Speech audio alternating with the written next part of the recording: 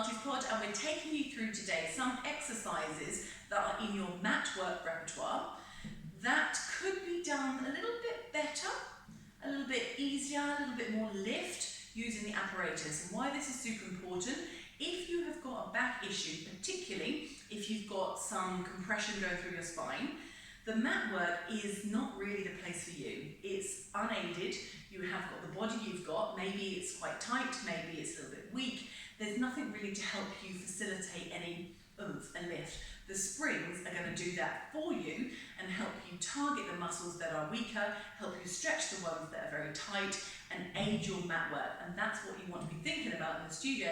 Springs facilitate your mat and your reformer work. So let us demonstrate. Megan's going to show you how to do the spine stretch forward on the mat.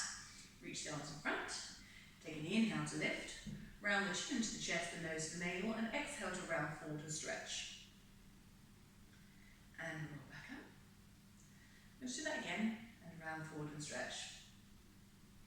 So Megan is a flexible body, so she's not having a problem in reaching. One more time. Interestingly, in Megan's body, as she rounds forward, she's likely and easy for her to pancake forward. She can easily get her body down like this. There's no lift here, it's more of a fall forward. But you might be the other type of body where you're very stiff and you're here and then you round forward and it's just all compressing here in the lower back. It's pushing the discs even further back this way. Let's just bring it onto the wonder chair. So down on the wonder chair,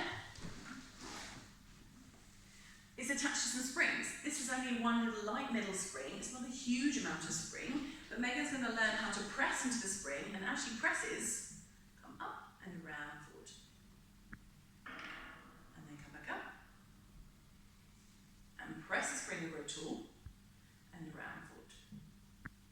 So look how much more lift Megan's getting from her back. Don't worry about your head yet, let's just press and lift, hold. The lift that she's pressing the spring down on is creating tension and decompression in her spine. Now when she takes that shape and spine stretches it forward, she's maintaining the lift, even though she's not going as far, which is actually better. It's what we want. We want more space here in the back. So the spring has facilitated much more lift and space in our back. If you've got a tight back, if you've got compression in your back, that's what you really need to encourage. Then if she hops back onto her mat, having learned the lesson from here and applies her brain and thinks, I've got a pretend spring. Inhale, lift. Her pretend spring is here and she presses in it. Now the apparatus has taught her mat work something better. She's getting more lift. She's not going as far, and maybe you think that the first one was better because she's reaching further, but look at the space in her back. That's what Pilates is all about. So how this spring has taught her this, but how this is going to get the best feeling and the best support for her. Now I'm going to show you how to do an exercise on the mat again, the swan. So down onto her belly. So this is a Matwork exercise. We're doing the swan on the mat, legs together. Palms hover off the ground and lift through the upper back. She's trying to get some movement here through the middle upper back without it disturbing the lower back, and come back down. Again, Megan does a great job. And lift. But it's very easy for Megan to go too high. And lift. And lift and lift and lift and lift and lift and start to come into her lower back, which you might feel quite common to do so if that's you at home. Getting any movement in here when you've got a stiffness or a weakness through this lower back is quite tough. It tends to miss out this area, go straight into the common zone. So let's swing around and let's use our apparatus. We're using the tower. And again, we're going to do the swan prep. We're not going to do the full big swan version first. So keeping the arms straight, Megan's going to lay the shoulders on the back.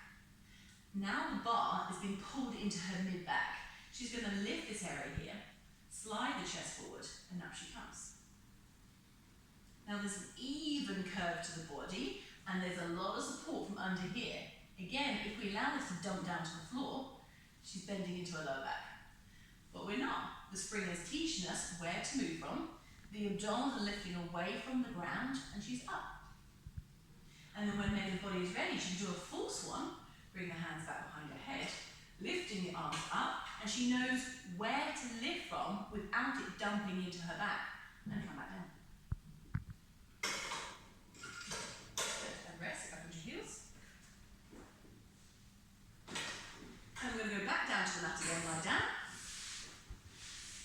now Megan's going to try and go a little higher into press 1. Lift the palms, lift up. Now place the palms down, continue to lift as if the bar is there, pulling her up. And lower back down. One more time.